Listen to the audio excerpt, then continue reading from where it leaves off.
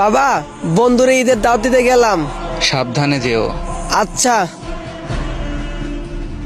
আরে, এই ঈদের আগের রাতে বেচারা এখানে বসে কি করে? থাক, আমার কাজে আমি যাই। বন্ধু সিজান, কেমন আছস? এই তো ভালো। চল এবার ঈদটা আমাদের বাড়িতে করবি।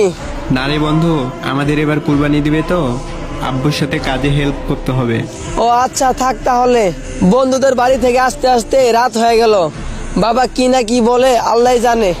আরে ওই ব্যক্তি না যে দিনের বেলায় বসে আছিল? দেখি তো, জিজ্ঞেস করে কি হয়েছে।